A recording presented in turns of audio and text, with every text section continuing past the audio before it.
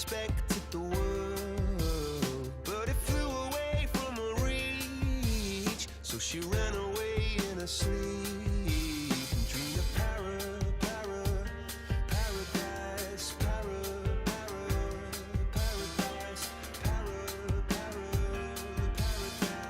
Every time she closed her eyes.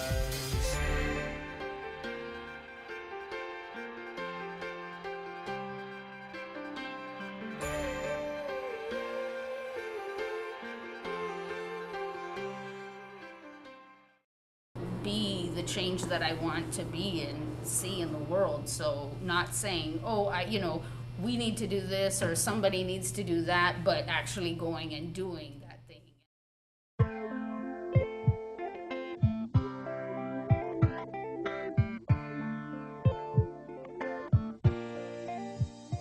Little, you're told you can be anything you want. I look back at all the bruises, bloody fists, and broken smiles and realize all I ever wanted to be was me. Because this is gonna be worth the money one of these days when you're a big rock star. I think it might be Amber and the Amberette.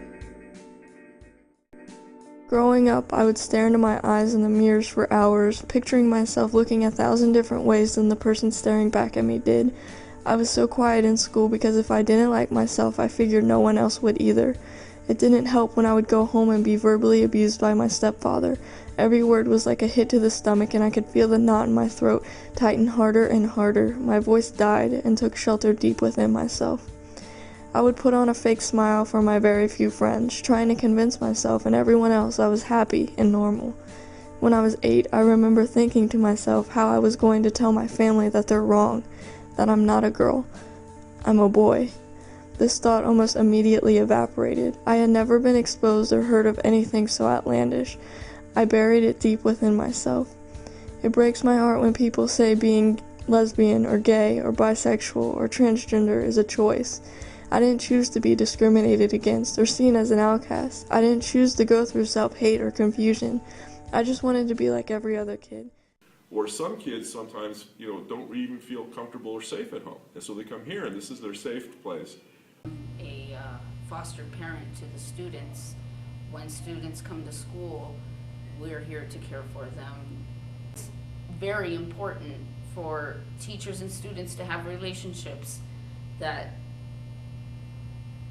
they feel where they feel like they are there for one another, that it's not just a one-way street, that both the teacher and the student are working together towards something, like their parents would if they were here to be with them.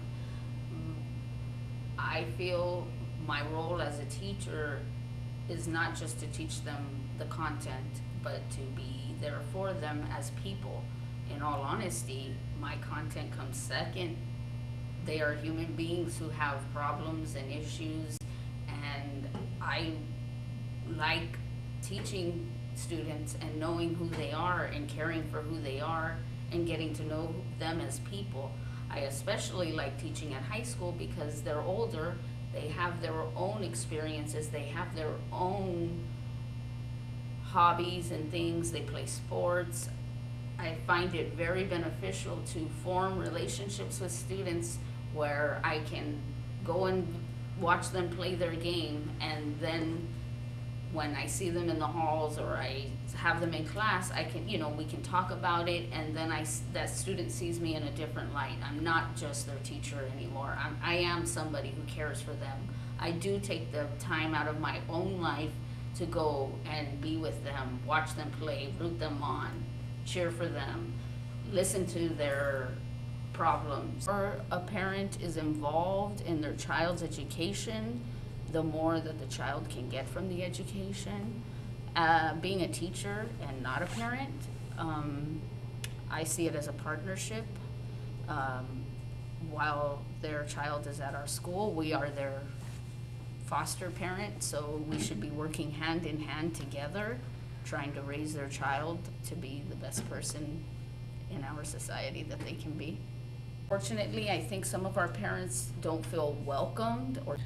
I think it's not that they don't feel welcome, I think that they're afraid because they probably have dealt with teachers who just turn around and don't even try to help them, or just don't want them in their classroom.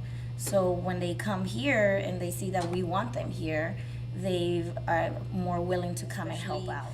We're always being observed, so we don't know if we just tell a parent come into the classroom, but we don't try to talk to them and let them know what's going on in the classroom, then of course the parent's going to criticize, because they don't know what's going on. And if they see that the class is very active when they believe it shouldn't, then the parent is not going to think of something positive but something negative to say. You know, cultural issues, and is education valued to some extent versus other things? Sometimes, you know, with the girls, some parents figure, you know, girls only need a certain amount of education and then they're going to get married and have children. And the idea of going off to college or something, or going to, you know, something like that, a lot of families get nervous about that. Because not all of our kids have parents who are going to support them. Right. What do you do if, you know, there's only, you know, like it's a single parent family, say just the mom's there, and she works from 6 o'clock at night to 6 in the morning. How can she be home to make sure that the kids are doing their homework? I mean, that's really hard.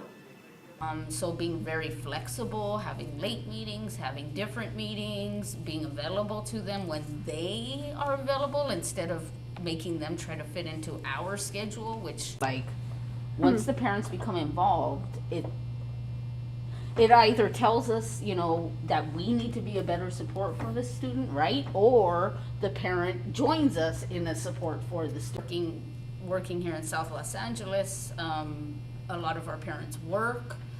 Being able to come to the meetings that we call is not something that they just trying to be more in tune with the students and talking with them and understanding their problems instead of issuing a discipline for a behavior that is unwanted.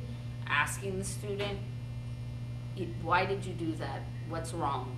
You know, is there something that I can help you with? And I've really seen, I haven't received any data or anything because we're still in the first year of implementation, but I have seen the experiences that I've had with students, and we've shared conversations where they've told me that they do feel like I am here for them and that they can talk to me. And it doesn't just happen in the 60 minutes that they're in the classroom, and it doesn't just happen in between their four walls in their classroom. It probably happens more often outside of that room and not in that hour that you are teaching them the content.